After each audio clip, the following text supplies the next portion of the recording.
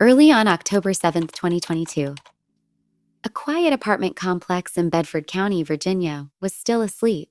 Caitlyn had recently moved into this apartment to start over. She was single, focused on her child, and building a new life close to family, to the people who loved her most. Caitlyn was easy to picture even without a photograph. She had a bright, playful style, so she changed her hair color often and purple stood out as a favorite. She loved to dance, loved music festivals, and carried an energy that drew people in. Friends joked that she was the shuffling queen. She had a sharp sense of humor and the kind of personality that made a room feel lighter when she entered. Her family described her as glitter. That morning, something in that apartment went terribly wrong. At 5:35 a.m., Caitlyn's mother, Crystal Sale, was jolted awake by a phone call. Phone call. On the other end was Jacob Piery, Caitlyn's roommate. His voice carried urgency and fear. Caitlyn was unresponsive. Emergency responders were there. CPR was underway. Crystal's first thought was not about herself, not about the details, not about why. It was about Milani. She needed to get to her grandchild. At the apartment, the scene was already chaotic. Milani was awake, confused, and terrified. When Crystal reached her and picked her up, Milani collapsed into her like her body had been holding itself up only by panic. The child melted into her grandmother's arms, clinging as if letting go would make the world break again. At first, the situation seemed unclear. The initial suspicion leaned toward an overdose. Questions came fast. Did Caitlyn do drugs? Did anyone in the apartment do drugs? Did someone give her something? But Caitlyn's family held firm to what they knew of her. They did not believe she was using drugs, and as the minutes passed and details sharpened, the overdose theory began to crack. Caitlyn was transported. She still had a heartbeat. CPR had been performed. Emily. In those early hours, hope still existed, fragile and stubborn. Crystal believed her daughter would be okay. At the hospital, the mood shifted. The injuries were not consistent with a drug collapse. Caitlyn had sustained trauma to her neck and head. The reality settled into place. Caitlyn had been violently attacked. She had been strangled. The timeline tightened, and the horror became specific. Caitlyn lingered for 29 hours. The next day, October 8th, Caitlyn was declared brain dead. For her family, there was no language large enough for what came next. Crystal would later describe it as excruciating, beyond comprehension, beyond anything words were built to carry. Caitlyn was gone, and Milani was left behind. In those first days, family roles shifted instantly, without permission. Crystal became a steady center for a child who could not understand why her mother would not wake up. Caitlyn's aunt, Sher Cox, stayed close, caring for Milani while moving between the child and the hospital, trying to hold two realities at once. Caitlyn's youngest aunt, Tina Hopkins, was thousands of miles away in Hawaii when the call came. She was told to come home. It was not good. She arrived in time to help say goodbye. Caitlyn had been an organ donor. Her final wishes were honored. In the middle of grief, her family clung to that one act of purpose, that even in death, Caitlyn could help others live. But the need for answers was immediate. Someone had done this. Someone had entered her space, in the place meant to be her fresh start, and ended her life. Caitlyn's apartment became a crime scene, yet the earliest moments had been treated as something else. First responders did not initially suspect foul play. The normal urgency of medical rescue moved through the space. People walked where they needed to walk. Dogs moved through rooms. And in a decision that would later haunt the investigation, family members were given permission to wash sheets and clean up. By the time the apartment was secured for evidence, and scene had been disturbed. Inside the bedroom, one critical detail remained. And wrapped inside Caitlyn's comforter was a multiple charging cord adapter. When compared to the marks later visible on Caitlyn's neck, the cords were consistent with what had caused them. It was an object so ordinary it almost disappeared into the background of daily life. A charging cord. Something meant for power and convenience. In Caitlyn's case, it became a weapon. Yet despite the presence of the cords, investigators could not recover usable DNA or fingerprints from the scene. Not from the bedding, not from the cords, not from the places a killer might have touched. And this month, okay. The cleanup and the movement through the apartment had taken away what might have been the simplest path to certainty. Still, the situation had built-in suspects. There was no sign of forced entry. Caitlyn lived with only one other adult, her roommate, Jacob Piery. He was the person who found her unresponsive. He was the person who called for help. In the simplest version of events, that made him the obvious focus. Jacob was interviewed repeatedly. His body was photographed for possible defensive wounds. His phone was taken. He cooperated. He did not appear to be hiding. And one detail troubled everyone. Milani's initial statement. The child said, "My brother killed my mom." Brother was her nickname for Jacob. Whoa. For a moment, those words sounded like the case was over before it began. A child had seen it. A child had named it. But when the statement was examined more closely, it unraveled. Milani had not witnessed a murder. She had witnessed CPR. When Milani demonstrated what she saw, she made the same motions a person would make while trying to keep someone alive. And when the emergency call was reviewed, Jacob could be heard counting and performing compressions. He was putting in effort. He was trying. That changed the shape of the story. If Jacob was trying to save Katlyn, then the person who hurt her had already left. Attention shifted to another man in Katlyn's life, her ex-boyfriend, Trenton Fry. Katlyn had broken up with Trenton only 10 days before the attack. He lived 3 hours away in North Carolina. When he was contacted, he claimed he had been working in North Carolina the entire time. He agreed to come for an interview. On the surface, he appeared cooperative. Then, only days later, he checked himself into a mental health facility and became unavailable. For Caitlyn's family, the timing did not feel like a coincidence. For investigators, it meant the investigation needed to widen and fast. To understand why Trenton mattered, it helped to understand what Caitlyn's life had been like in the months leading up to her death. Katlyn loved music, especially electronic dance music. She had discovered it with her older brother, Jake Lyon, and it became part of her identity. She traveled for festivals. She danced. She drew people toward her. She loved life in a way that was visible. Her life changed when she became pregnant with Milani. But even then, Katlyn remained fiercely independent. Milani's father was not part of the picture. Katlyn worked full-time as a restaurant manager and built a stable life anyway. She provided for her child. She handled responsibility with grit and pride. But in Bedford County, Virginia, dating options felt limited. Katlyn and her friend Hannah McDowell eventually looked online. In January 2022, Katlyn matched with Trenton on a dating app. He was tall, fitness obsessed, and presented himself as successful. He claimed to own a security company and a construction company. To Katlyn, he seemed like someone who could be supportive, someone who could step into a real future, someone who might even become a father figure for Milani. At first, the relationship looked promising to people around her. When Caitlyn's Aunt Cher met him, she was impressed. The story he told about himself sounded solid. He sounded like a man with structure and ambition. Then time passed and cracks formed. Hannah, who had been Caitlyn's roommate, noticed something that didn't match Trenton's claims. He lived 3 hours away, yet he spent long stretches at their apartment. Days turned into weeks. He was there constantly. And despite supposedly running 2 businesses, he was often just sitting on the couch. As Trenton became a permanent presence, Caitlyn's world began to shrink. She went out less. She saw friends less. She danced less. She grew quieter, more isolated. People close to her began to feel like she was being pulled inward, away from the life that had once been so loud and bright. There was also control. Trenton tracked Caitlyn's location on her phone. The sense of freedom Katlyn was known for started to fade. To at least one person close to her, it felt like she was chained to him. Crystal, Caitlyn's mother, had concerns but did not know the full extent of what was happening. Katlyn did not confide that she was in danger. She'd always been strong, and her family believed she could handle herself. But Katlyn did share certain frustrations with her Aunt Cher. She said she was tired of paying for everything. It did not make sense.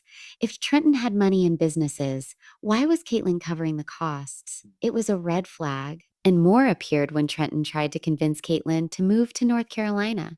He said he would find them an apartment. He promised a future. Katlyn considered it, hoping it meant stability. Then in early September 2022, the truth came out. Trenton could not get an apartment because he did not have the credit or the income to qualify. Caitlyn found out he had lied about major parts of his life. She called her aunt from work, screaming and crying, devastated by how deep the deception went. He did not have the job he claimed. He had lied about everything. After that, Caitlyn made a decision. She ended the relationship. She blocked him. She cut him off. And she started over.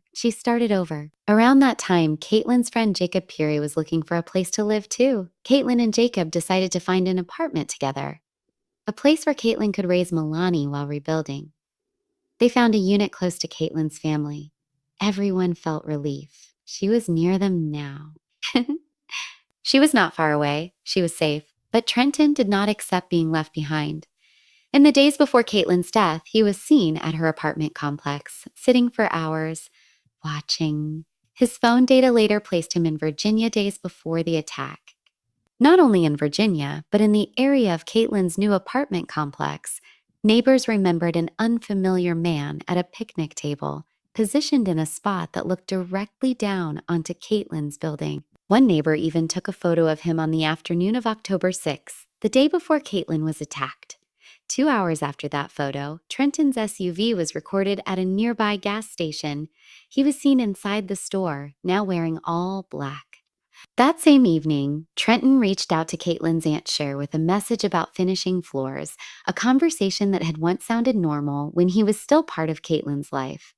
Cher did not respond. Instead, she immediately called Caitlyn to warn her. Caitlyn unblocked Trenton long enough to make one thing clear. Do not contact my aunt anymore. The exchange between Caitlyn and Trenton escalated. He made it clear he knew she was living with Jacob. He did not like it. The messages carried jealousy and anger, the kind that doesn't cool down with distance. Caitlyn became frightened. She told Jacob she wanted to go to her mother's house and pick up her pistol, a self-defense weapon she owned. She wanted to protect herself, but she didn't go. That night, Caitlyn stayed in the apartment. Later, Caitlyn, Jacob, and Milani had dinner together and watched TV. Around midnight, Jacob heard a noise near the second-floor balcony. He pulled the curtains to look but saw nothing.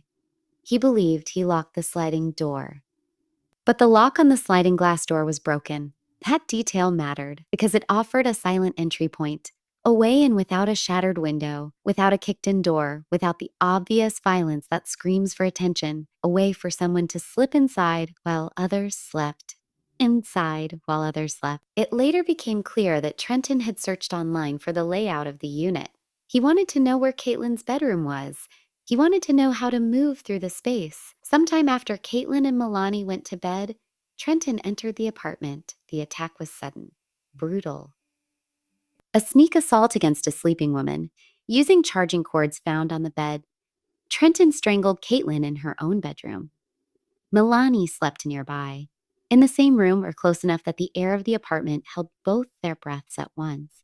Caitlyn was killed where she should have been safest, while her child lay close enough to wake up to the aftermath.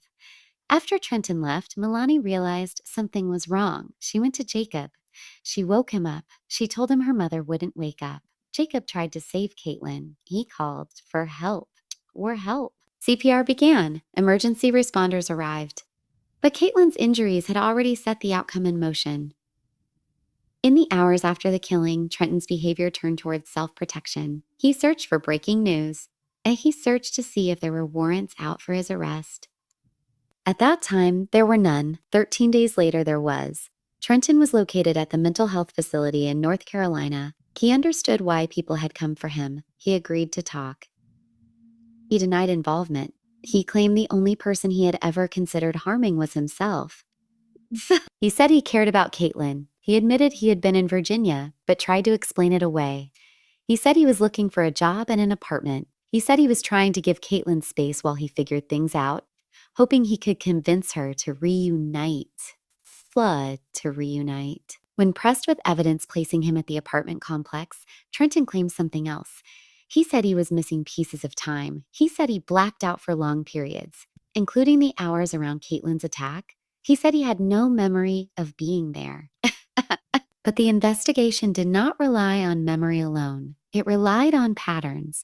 It relied on movements. It relied on the digital trail people leave behind even when they think they are careful.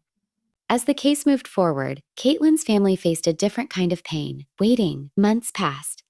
Then more months. The grief stayed sharp, but the legal process moved slowly. Crystal and her family refused to let Caitlyn be reduced to a statistic or forgotten name. They demanded justice publicly. They put up billboards around town. They posted photos and videos of Caitlyn. They talked about her music, her humor, her love for Milani, her bright style. They made sure people knew she existed beyond the way she died. 2.5 years after Caitlyn's death, the case finally reached trial in March 2025. Caitlyn's family filled the courtroom. Her mother, her aunts, her brothers, the people who had held Milani through nightmares and school mornings and quiet afternoons when she asked for her mom. So, for her mom. The central question was simple. Was Trenton Fry inside that apartment? Without DNA from the scene, without fingerprints, the case depended on other proof. And one connection became crucial: a Bluetooth link. After Caitlyn and Milani went to bed at 4:15 a.m., Trenton's phone connected to Caitlyn's iPad via Bluetooth. The iPad showed the connection. A device does not connect by accident from miles away. It connects when it is close. Feet close, that connection placed Trenton inside the apartment during the window of Caitlyn's injuries. Quote. Another detail from earlier that night gained new meaning: the sound Jacob heard near the balcony. There was also a metal bench that belonged to a downstairs neighbor. It was believed to have been positioned against the brick wall under Caitlyn's balcony, creating a step up, a way to reach the second floor quietly.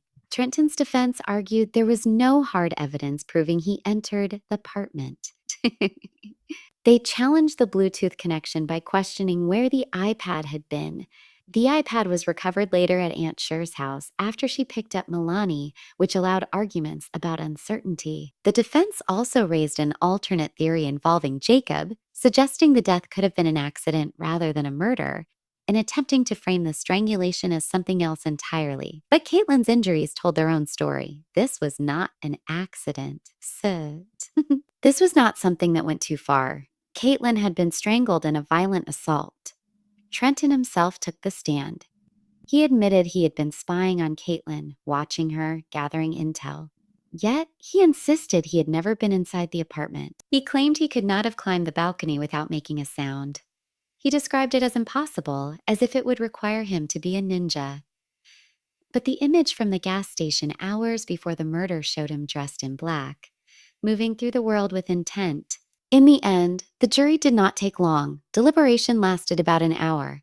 When the verdict came back, Crystal's fears spiked for a moment, because quick decisions can mean anything. But then the words arrived, plain and final: guilty, first degree. Trenton Fry was convicted of first-degree murder in Caitlyn Lion Montgomery's death. Caitlyn's family broke down in tears. After years of waiting, after living inside a nightmare that had no end date, the verdict brought a measure of relief. Not joy, not victory, just the sense that someone had been held responsible for what had been done. 4 months later, sentencing arrived. By then, the damage was clearer than ever. Caitlyn was gone. Milani had been forced into a world where bedtime could feel dangerous, where darkness could feel like a threat, where monsters were not imaginary. She had woken up beside her mother's lifeless body, and that moment became a part of her childhood. Crystal spoke from the place where a mother's life splits into before and after. She had been sentenced to life without her daughter. Milani had been sentenced to life without her mother. So Trenton should get life? Trenton expressed sympathy for the family's loss, but he did not take responsibility for Caitlyn's murder. The court made clear that the responsibility belonged to him alone. He was sentenced to life in prison. Outside the courtroom, nothing felt like a win. Caitlyn was still gone. Caitlyn was still gone. No verdict could undo Milani's memories, or give Crystal one more morning with her daughter, or restore the future Caitlyn had been building in that second-floor apartment. The family moved forward the way families do after violence, by carrying what cannot be put down. Milani needed... She needed love that stayed. Caitlyn's Aunt Sher became her guardian. Over time, Milani began calling her Mama. At first, it was hard because it felt like an erasure, but it wasn't. It was survival. It was a child finding a name for the person who tucked her in at night and held her when the world felt too large. Crystal remained a constant in Milani's life as her grandmother, stepping into a familiar role while living with unfamiliar grief. And Caitlyn remained present too, in the ways a person can remain when they are gone. In journals Caitlyn left behind, her words still existed in ink. Pages filled with the way she saw herself, the way she hoped, the way she tried to heal. In one entry, she wrote to her younger self with pride, describing how far she had come. She called herself beautiful, powerful, strong. In her final entry, she focused on one subject: love. I am loved. I deserve to be loved. I am worthy of love. Caitlyn knew she was loved. And even after everything that happened, even after the violence that ended her life, that truth stayed. She still is, very much so.